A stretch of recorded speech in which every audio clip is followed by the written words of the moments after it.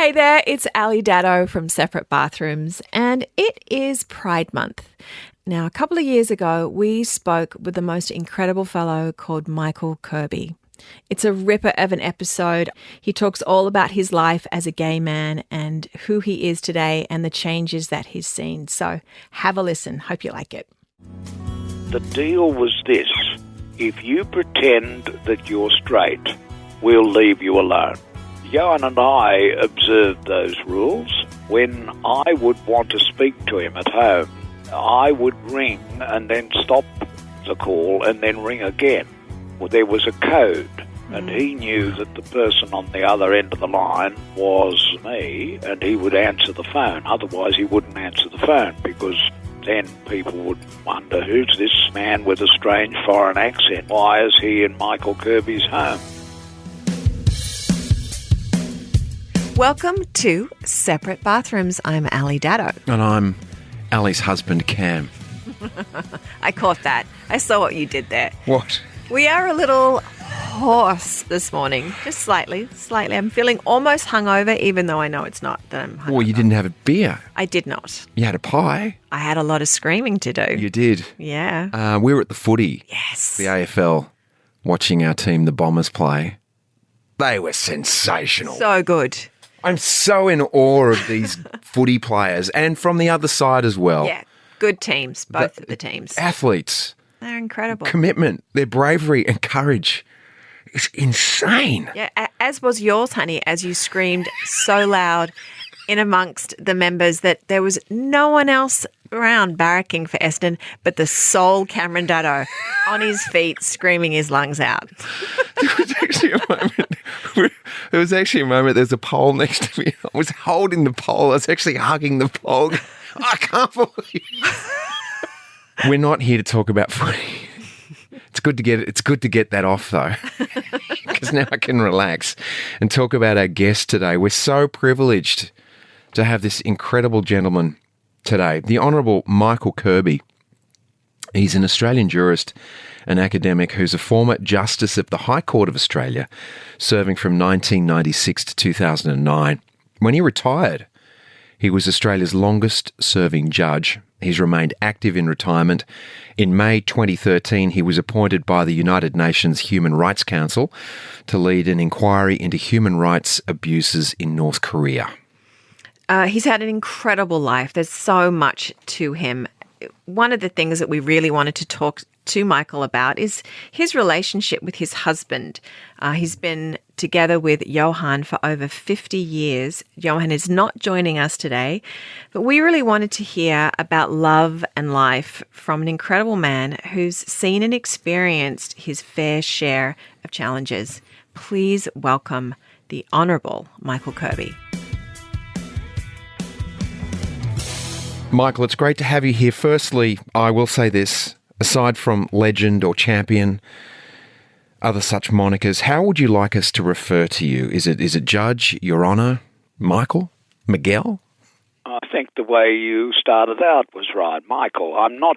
In America, if you have any title, you cling on to it for the rest of your life. And Mr. Bush is now called President Bush for life, and Clinton the same, but in Australia, we observe a more Republican principle, actually, and we have the titles when we have the job, but once you leave the job, you lose the title. And I happen to support that principle, so I'm no longer judge, I'm no longer justice, I'm just ordinary old Mr. Kirby, and you can call me Michael. There you go. Thank you so much. Listen, there's a direct quote from you, Michael. You say this, which is just so beautiful, and it's everything that both Cam and I truly believe in. Trying to make the world a better place, of course. None of us can make a huge difference as individuals, but sometimes working with others of goodwill and energy, we can make a change, and we should remember the principle, never give up, never give up, never give up. How has that particular principle served you in your life? That principle was actually the motto of Harrow School in England, and that was where the young Winston Churchill went to school. He wasn't much of a schoolboy. He didn't get good results, but it was the motto that he took in his life. And boy, at the moment when the world community needed somebody with that spirit, we got a voice and a leader in Winston Churchill who believed that he should never give up, and that was really important in battling the Nazis and the horrible times when he was called upon. So how have I done? Well, I think I've done reasonably well. And in fact, I believe judges on the whole perform to the same principle. They have a problem. Their job is to solve it as justly as they can and in accordance with the law, and to do it uncorrupted and independently, and that's a very good feature of the judicial branch of government, and that's what I've tried to do, and that's what I believe the judges in Australia and magistrates also do. So, in your life, you've been together with Johan for over 50 years. And when you were first together, did you ever see the right to gay marriage becoming an actual possibility? We didn't really talk about it or think about it. To be completely honest, if you have a good relationship and a loving relationship, that is what is precious.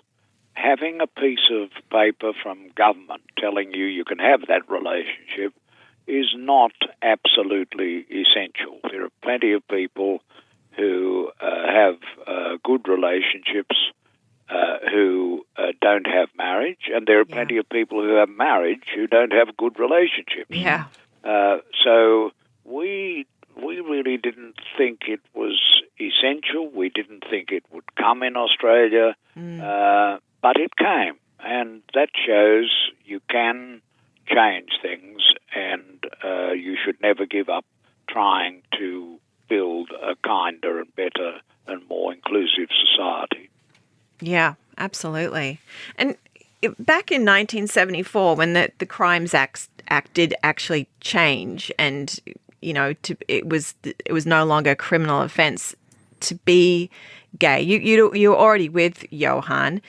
Was there any toll that hiding your relationship did that take any toll on your life or your relationship at the time? Looking back on that now, looking back, it took some toll because you had to pretend. Actually, the deal was this: if you pretend that you're straight, we'll leave you alone. Yeah. And what you've got to do is to be thoroughly, completely, and lifelong ashamed of yourself, and therefore to pretend that you're different from yourself. And if you do that, then there'll be no problems.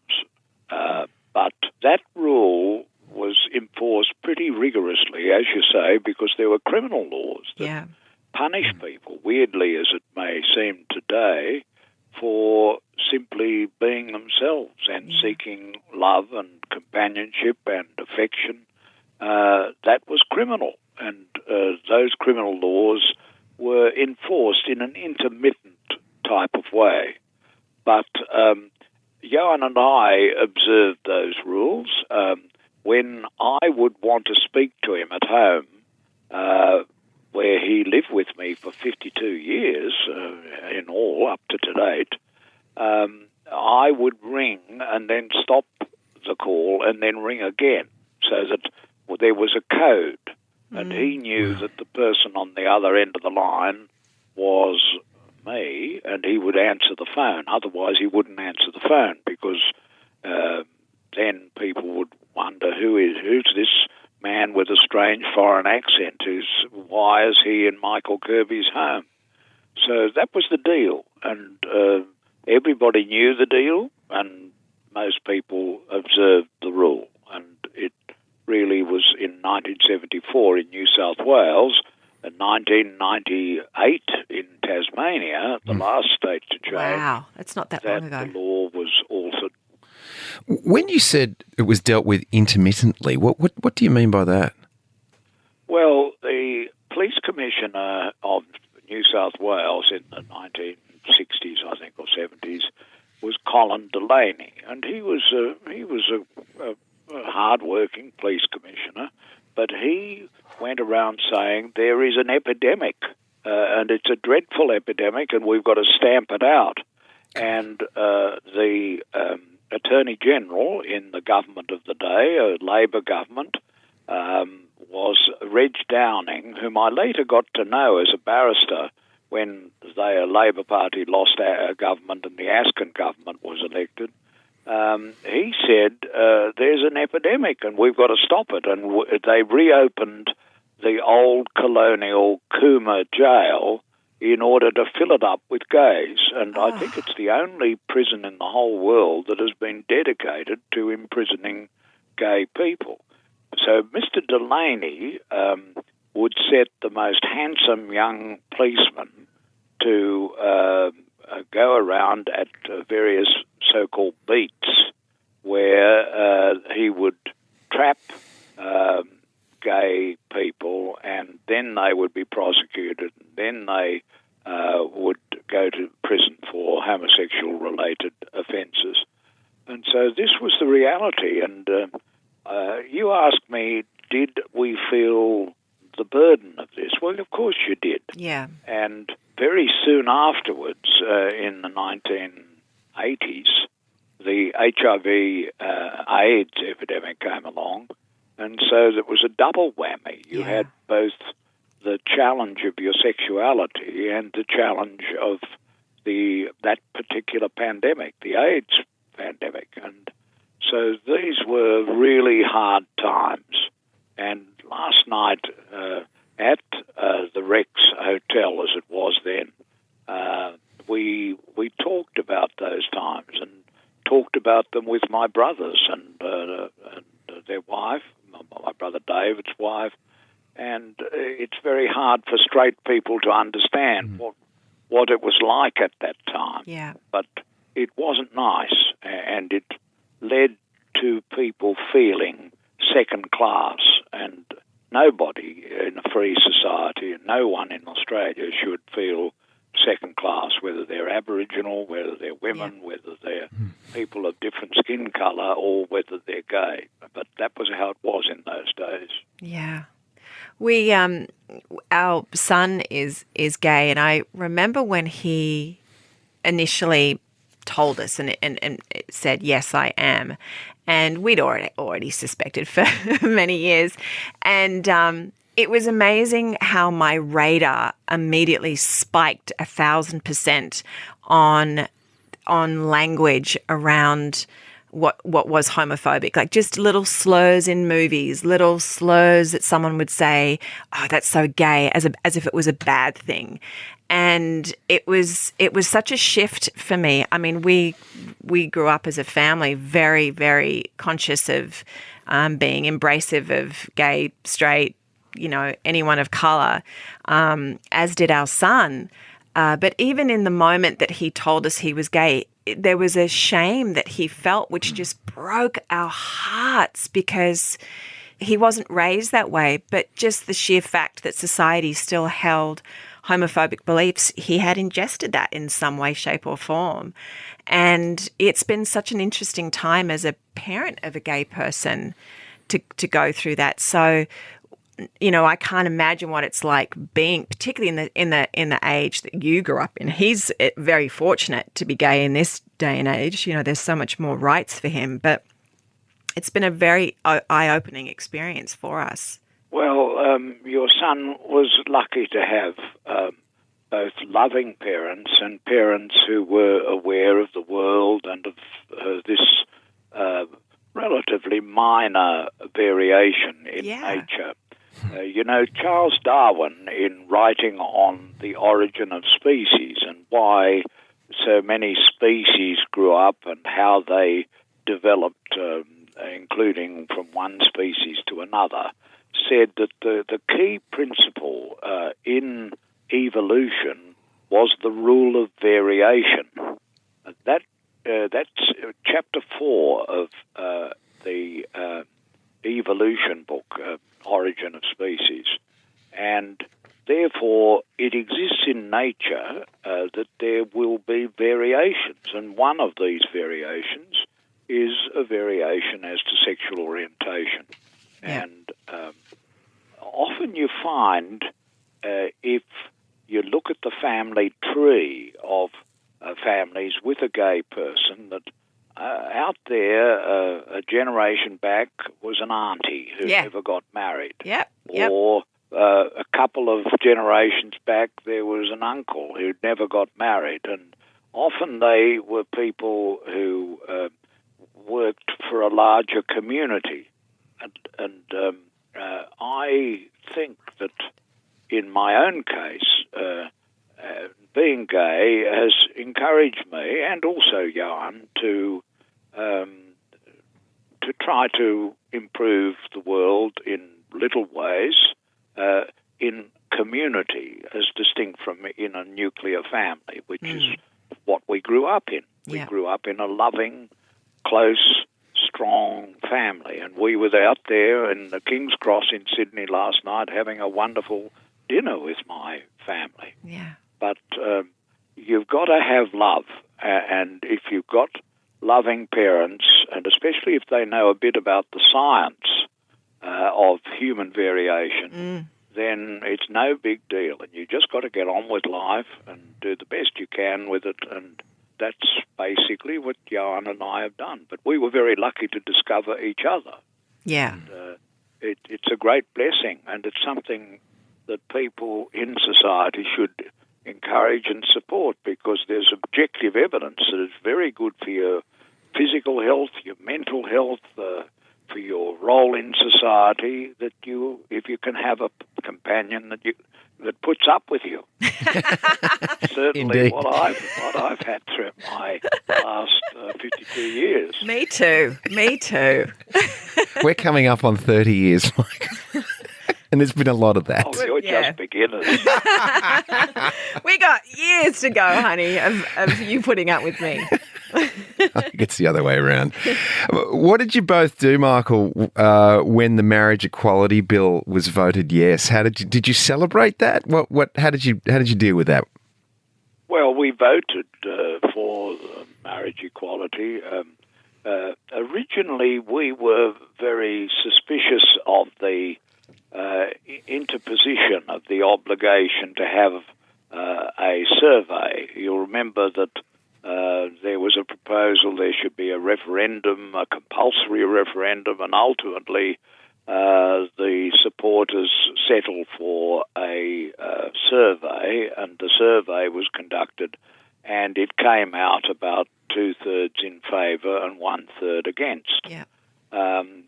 And we were thinking at the time, well, why would they put this extra impediment? This is the job of our federal parliament. Mm-hmm. They should make their decision up, and if they decide against having equal marriage for gay people, well, everyone understands that's the way Parliament works, and eventually it'll get round to it again and it'll be enacted. But we then thought about it, and we thought, well, we shouldn't give the opponents a free kick, and so we changed our minds, and we came out publicly in favour of voting, and that's what we did. And we went along and voted, and were we pleased? Yes, we were very pleased because of equality, the principle of equality. And we didn't take too long to get married, and we got married at a civil ceremony at our home, Bondi Junction in Sydney, and just very close friends, and it was a wonderful occasion. Johan looks pretty good, you know. He's a very good-looking man. Our neighbour in our apartments, who is in her 90s, said that he's really a very handsome man, and I don't deserve him. They say you're punching above there, Michael. I think Johan would have something different to say after the experiences of your life.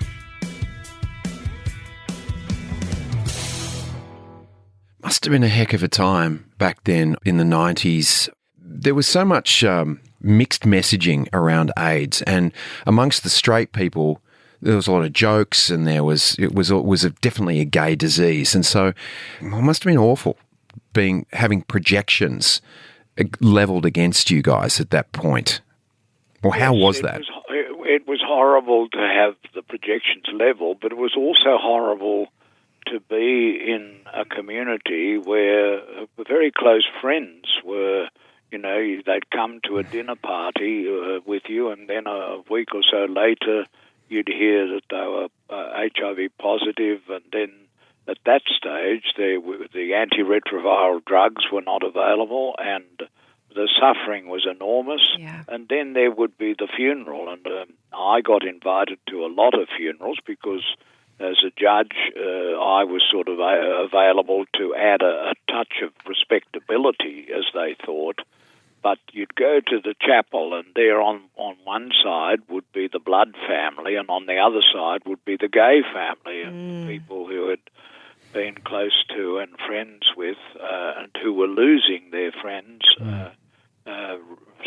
so many of them. And Johan and I, at that time, I'm talking about the late 80s, early 90s, we counted 12 very close friends of ours who died. And it was a really cruel and difficult time. And of course, worldwide, it wasn't in any way confined to gays, because this is just a human virus. Yeah. And worldwide, the impact was on straight people as well as gay people. But in Western countries, because it got into the gay community, it tended to affect the gay community more than it did the straight community. And so it was a double burden, and in a sense mobilized gay people to say enough is enough. We've had enough of this denigration and hatred, especially from churches, and we're not putting up with it anymore, and things have got to change. And I think, in an ironic way, HIV contributed to the determination of gay and straight people to finish the irrational hatred of gay people that existed at that time, and sadly in some circles still exists today. Yeah, that's a good point, that you can come away with something positive from that time. Now, with gay marriage being legal and you and Johan are fully out in the open with your sexuality, has there been any shift in the relationship for the two of you? I know you've been together for so long, but did that, once gay marriage, there was the yes vote and you owned it, as I say, out in the open, could you feel anything different between the two of you? Was it easier? I'd like to say that we did, and that this was wonderful and changed our lives altogether. But remember that by the time we got married, we'd been together for about 45 years. Yeah. So it was getting a bit late for the confetti. Right. And, we had a strong, loving relationship that had been tested in some of the highest institutions of the country, in personal life, in our living together when I was a senior judge, and it didn't really change a lot. But that really isn't the question. The question is it right? Is it an aspect of equality of citizenship? And is it helpful to people who are younger, who need an affirmation and a confirmation and equal legal rights, so that they can enjoy their lives to the full as lifelong partners? And I think the answers to those questions definitely is beneficial. Yeah. So, but it would be a mistake, and I think a lot of Americans tend to make that mistake, to say, well, you have to have gay marriage, and that's really the essence of it, and once you've got that, the battle is all over. Well, the battle isn't all over. There's still a lot of injustices in society, in its attitudes, and in the law, and these have to be changed. And marriage doesn't change everything. There are lots other problems, including, in some respects, of young people in schools or in social groups where they cannot be themselves fully.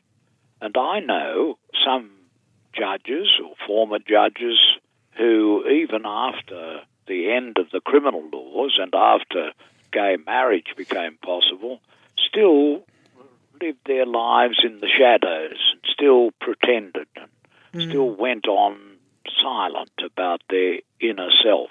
Yep. Until we've changed that, then we haven't really changed everything that needs to be changed so that people just feel comfortable in their reality. I've been with this quote for, I don't know, sort of a couple of weeks ago, that the power doesn't corrupt, power reveals. And here you are, you know, you're using your influence and your position to change things. You've been a defender of many things in your lifetime. You mentioned the LGBTIQ rights and HIV and AIDS and animal welfare, just to name a couple. What drives you to fight for the underdog? I would have to say that when you are growing up as a young boy and you're doing pretty well at school and you think that many things are going right, and then you discover your sexuality and that pulls you back, and you begin to read about Dr. Kinsey and his research, and that this is really scientifically not a significant difference, and why are people criminalizing me, then that really motivates you. You think, now this is just irrational, and it is a little bit presumptuous at the age of, say, 9 or 10 to come to a conclusion, well, they're all just wrong, and I've got to do something to change things. And at first you don't think you'll ever change these rules that have been around for centuries, if not millennia, but eventually you stand up and say, well, I may not succeed, but I'm not released from the obligation to try. And actually it was Johan who told me, and I can still see the picture, it was in the kitchen of our home, which was then in Rose Bay in Sydney, and he said, how long do you think you're going to be in public life?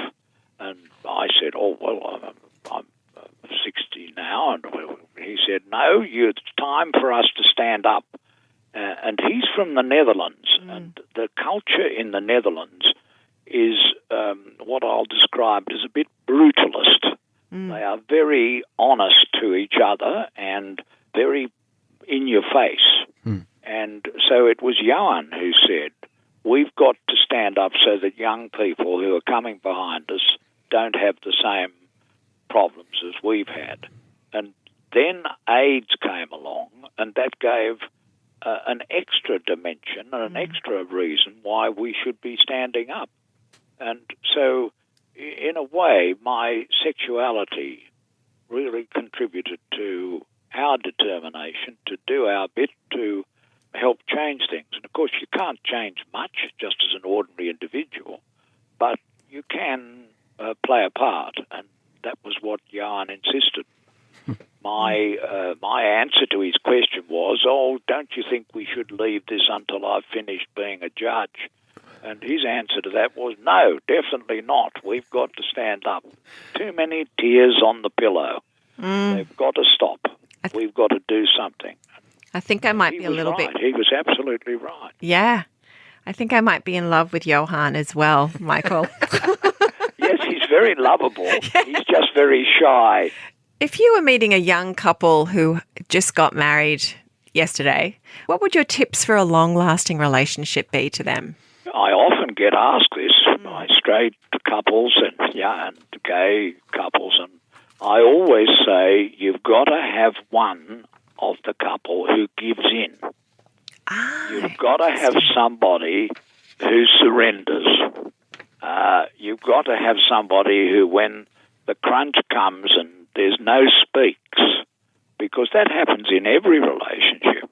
And when one person thinks the other has been terribly unfair, terribly unfair.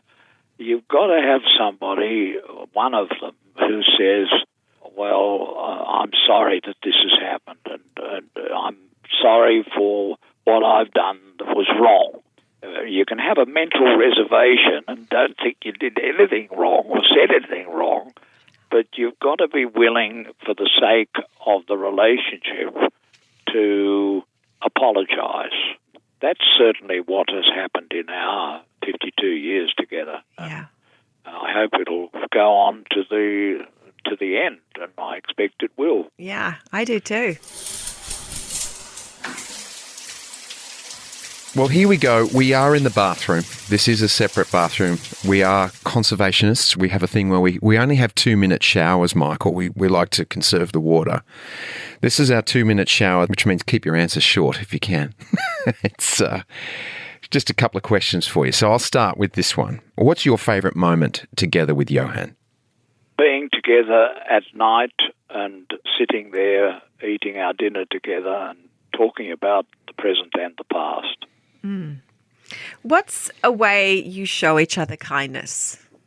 Touching and embracing and telling another person that you love them. Getting your lips around that word love is sometimes very hard for Anglo-Saxon males. Who's the best joke teller? Johan is very funny. People of the Netherlands have a very good sarcastic sense of humour, and he is very witty and witty with words. I love it. What's your biggest pet peeve? Well, one thing I don't like is religious people who are unkind to others. I was brought up in a Christian belief, and I cling on to that belief. Johan doesn't. He doesn't have any religion, but you don't have to have a religion to be a moral person. But it's sad to me to see that some of the opponents of gay equality are religious, because I just think that doesn't fit. I agree. The basic principles of my religion as I understand it. One word to describe Johan. Blue eyes. Last one. What do people often get wrong about you? They think that I am a troublemaker. Oh. In fact, I'm a very polite troublemaker, because sometimes when the world is unjust, we need a bit of trouble to stir things up, to get people to see the need for change and reform. So that's a misunderstanding that people have about my motivation. The world needs more people like you, Michael Kirby. Indeed. And I will say the Honourable Michael Kirby, because you, sir, have so much honour.